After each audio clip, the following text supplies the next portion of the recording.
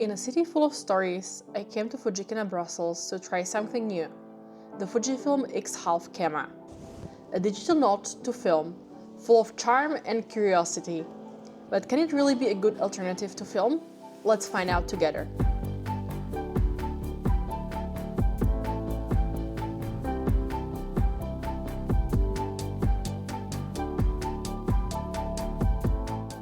Currently in Brussels, checking out the new XHALF camera from Fujifilm. This is a completely new concept, bridging film photography with the current digital age. I'm really happy that they're lending these cameras out, so you can get the camera to use it for 2 hours as you see fit, and then you can return it, and it's completely free of charge for people that, of course, have purchased the ticket. Just walking around the area, I'm gonna test it out and see what the fuss is really about and give you my honest thoughts. Rainy over here, so I don't know if it's the best time for reviewing a camera. Immediately, I think it's very small and very cute. It weighs less than 250 grams, so it's very portable. It does have a viewfinder as well. It's a very tiny camera. So, what exactly is the XHALF? It's a vertically oriented 3x4 half-frame digital camera with a 1-inch 18-megapixel sensor. It comes with a fixed 10.8mm f2.8 lens, which is roughly a 32mm full-frame equivalent. It's JPEG only, without RAW file support, and it shoots vertically by design, which actually matches how most people share content today on social media. The camera also has a flash and this OVF viewfinder as well. The camera can be put into film mode, and then you can choose the number of frames, and the camera will not show you the pictures once you've taken them. You can only review the images once the film has been completed. It's a little gimmick. I think it's kind of cute. I feel like it defeats the purpose a little bit because you can always exit out of this, so you can still, go back and review the images.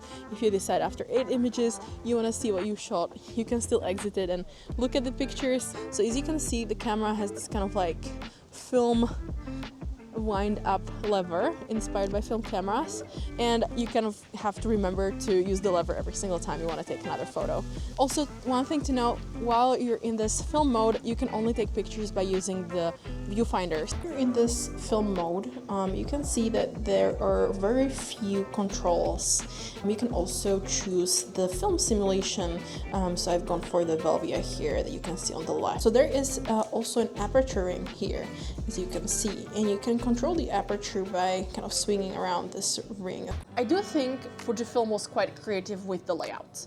The 2-display design feels thoughtful, and the film roll mode, where you can shoot blind and can't preview until syncing with an application or transferring the photos from your SD card to a computer, is a clever way to recreate the delayed film experience.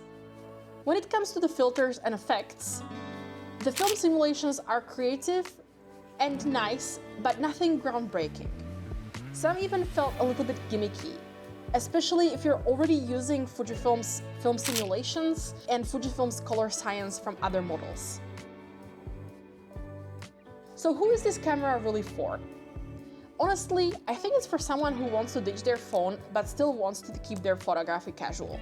Or maybe someone who's been shooting with disposable film cameras and wants something more practical and also reusable. For me though, someone who already owns the Fuji X-T50, this wouldn't replace or even complement my current setup. If I wanted to really explore film, I'd probably buy a used point-and-shoot from eBay or film SLR and try it that way.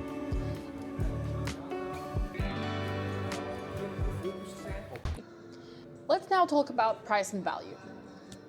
The price, as we've all seen, is about $850 USD, so it's £700 or 800 euros, depending on the location and the discounts available. It's not a small amount, especially for a fixed lens camera with no RAW support, limited video options, and not much in the way of manual control.